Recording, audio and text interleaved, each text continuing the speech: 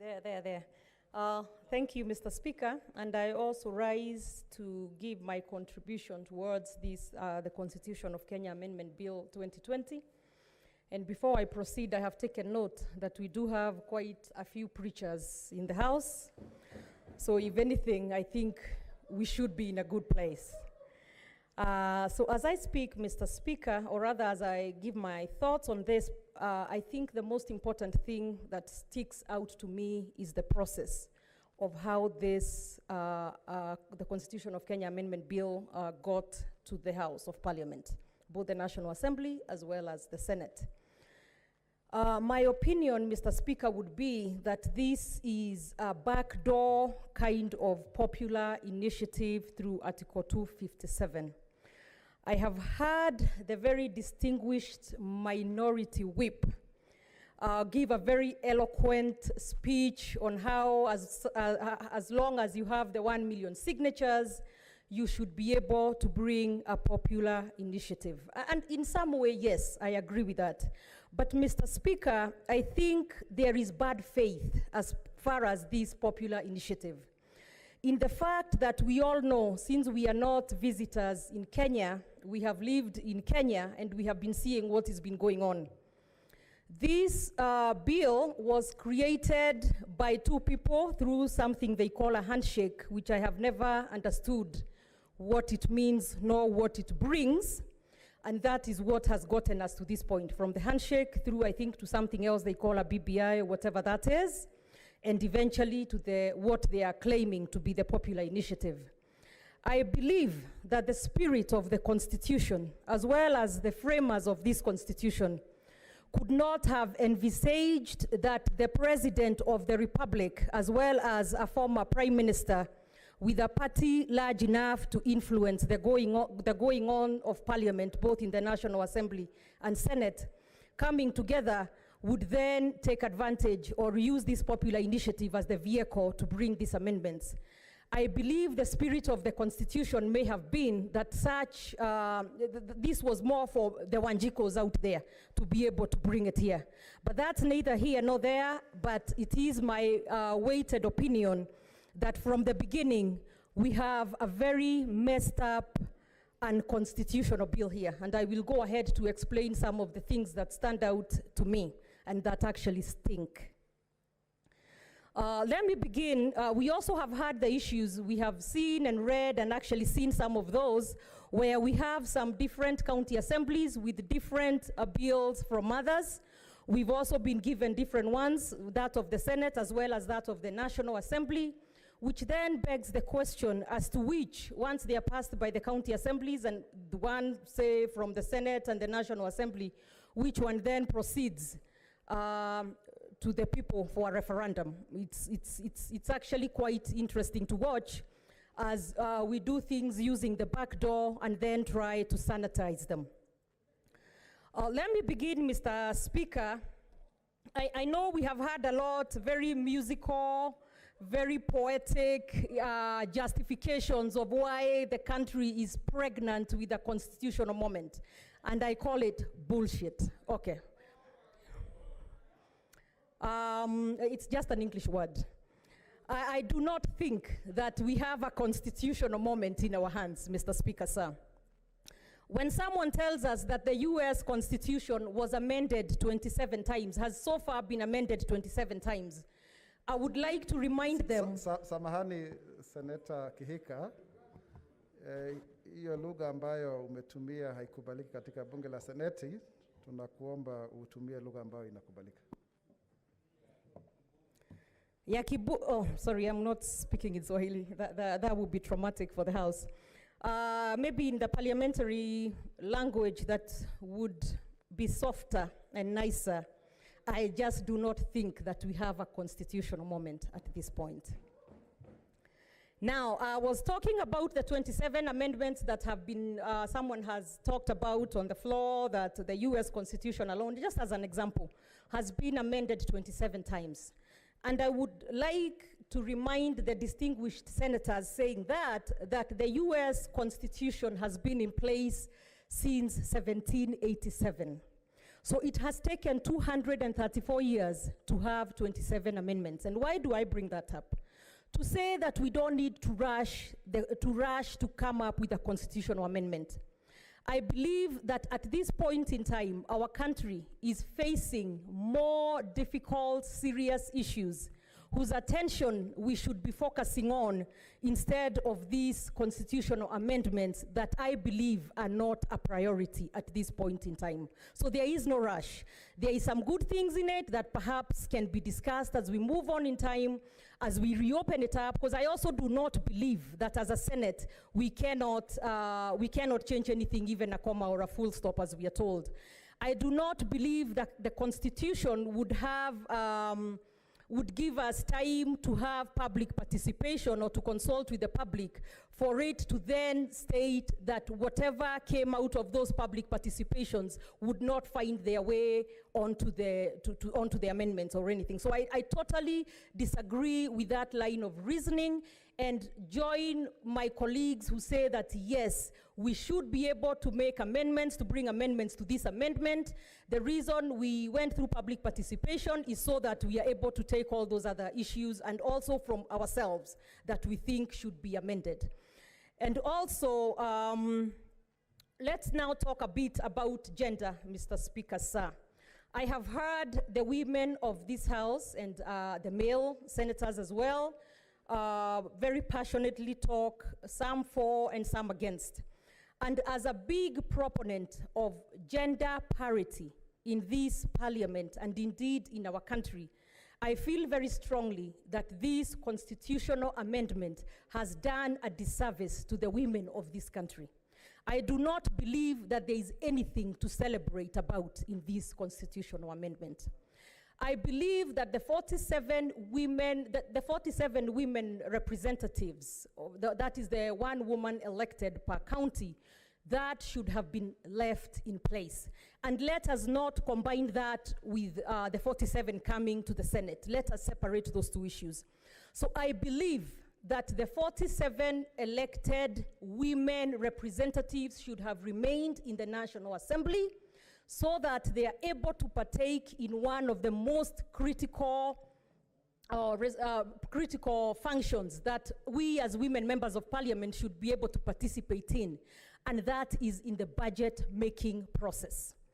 The fact that this constitution amendment proposes that those 47 women come to the Senate, the reason I disagree with it so much is because we go on to see that the constitutional amendment also proposes, assuming it passes, despite not having my vote. So assuming it passes, it creates the office of the Prime Minister that will be domiciled in the National Assembly.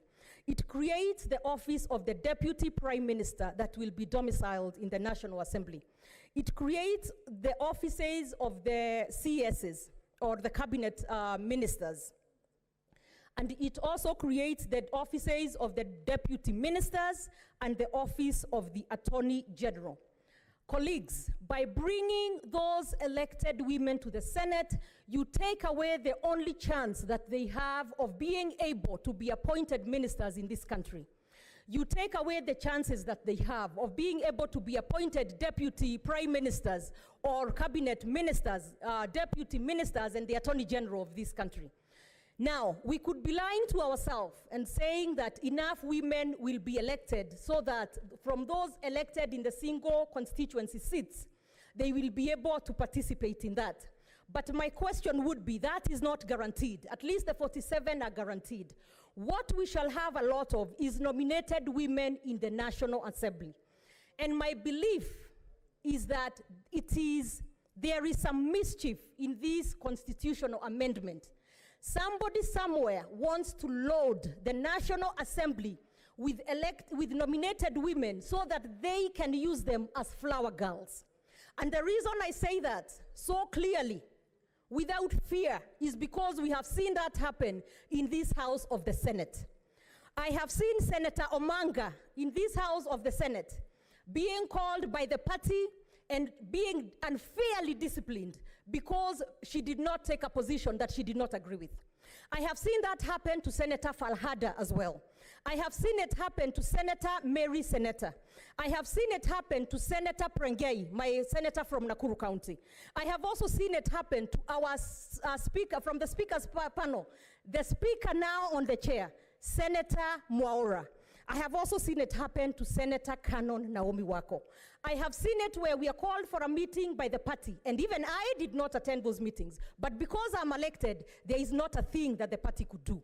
But the only thing that the party could do is then come for the nominated senators, try to gag them, discipline them, and now they are actually in court and have been going through the court process.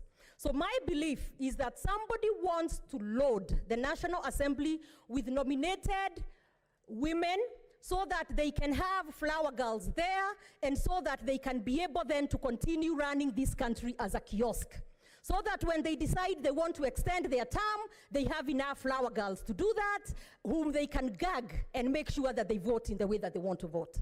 So my suggestion is that the 47 women remain in the National Assembly, in addition to those who will be elected in the single constituencies, because I'm sure there will be a few. We have about 23 right now. So hopefully that number will increase given the additional constituencies, and then do a top-up on top of that. But I also have an issue with the top-up. According to clause 13 of this constitutional amendment, they have a sunset clause, which then does away with the affirmative action seats, the top-up seats, after 15 years. My question then would be, what exactly do they anticipate that will happen in this country as far as gender equality in 15 years? I don't think the needle will have moved much. So I think it's an exercise that will only give a little to pass this and then take it away in 15 years, and we shall continue having the very few numbers that we have. Now, in the United States of America, only 34% of women, in the United States of America, in the House of Representatives, there are only 23.6% women. And that I'm talking about a house that has been in existence for 232 years. So they've only achieved 23.6% women representation. In the Senate, the upper house, they only have 25%, which is 25 senators out of 100 senators. That is in 232 years. In the Parliament of the UK, they only have 34% women in the House of Commons and only 28% in the House of Lords. And this is a parliament that has been in existence since the 13th century. I want us to internalize that. So by telling us that you will take away through the sunset clause in 15 years these top-up seats, then you're just setting us up to fail. And that is why I feel as though they are giving on one hand and taking away in the other. Because at least for right now, we have those seats such as the women representative seats, which do not have sunset clause. And why is it that it's only the women's seats that are traded around? Why couldn't they add the 47 to the Senate, but also leave the 47 at the National Assembly level?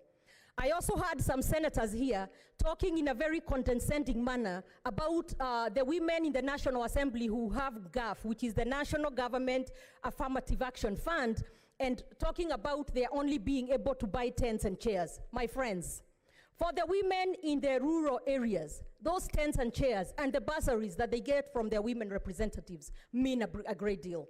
The 8 million shillings per constituency is a lot better than the zero that they will have in this house. So the women are able to be empowered a little bit with that little than the zero that is here.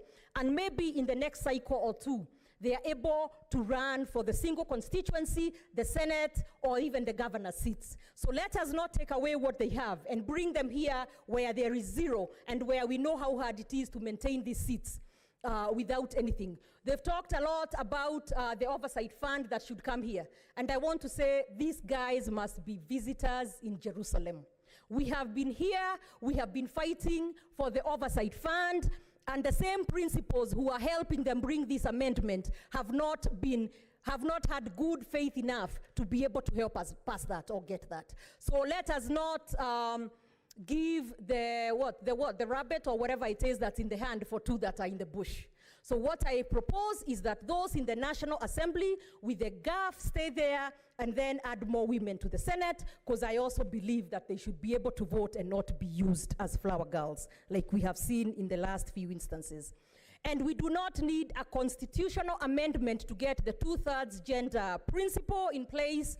If only the two handshakers, who are the principals, who are the ones who determine how parliament votes, who have helped in capturing this parliament, if they had enough goodwill towards the women folk of this country, they would call their members of parliament, be it the National Assembly, they would call their senators, and the 2/3 gender bill would pass in the morning. By 10 a.m. we would have that passed. But because there is no goodwill, they want to dangle some carrots that we know are of no value to us. They add no value. And I also take this opportunity to congratulate Senator Kavindu from Machakos, because she has helped this house become 2/3 gender principle compliant. So I'm very, very happy for that, and more women should be empowered. And thank you very much, and I wish you very well as you continue serving those of Machakos. So as I conclude, as I can see my light is on, let me talk about this issue of the politics of us versus them that this BBI pretends, or this constitutional amendment bill pretends to want to cure. We live and we are in a democracy. Our politics is of a democracy. You win, you take the government, you lose, you go home and wait for the next time around. We do not need a constitutional amendment to appease the loser. You go work hard, build a coalition, and come back the next time.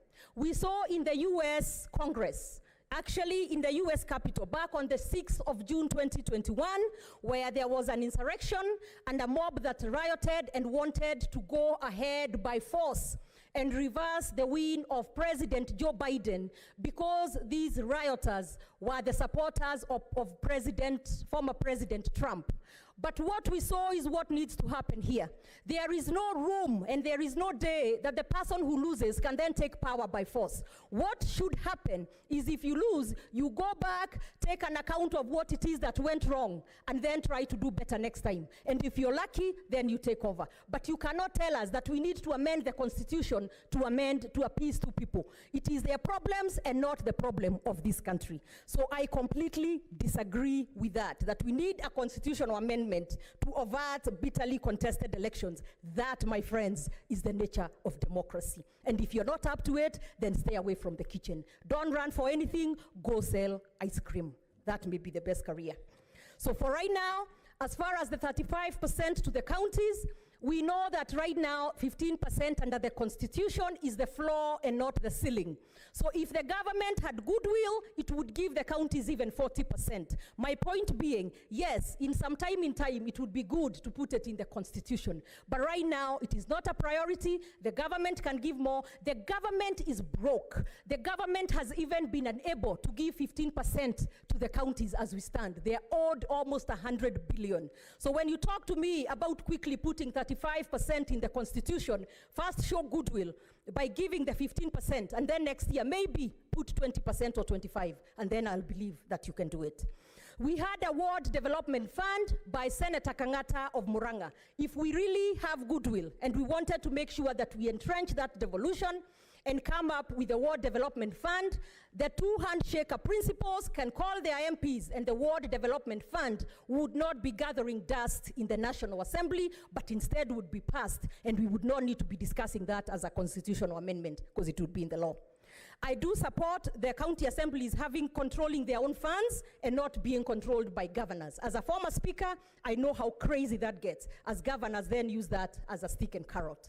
So that we could do as a legislation by both the National Assembly and the Senate. So I do not believe there is anything urgent at this point in time requiring a constitutional amendment. So I stand here to oppose this constitutional amendment. There is some good things in it, but even if you bake a nice cake with a little bit of poison, it's still gonna kill me, so I'm not gonna take it. I oppose. Thank you. Asante sana kwa mchango wako, Senator Susan Kihika kutoka Nakuru. Senator Mary Senator kwenye mtandao.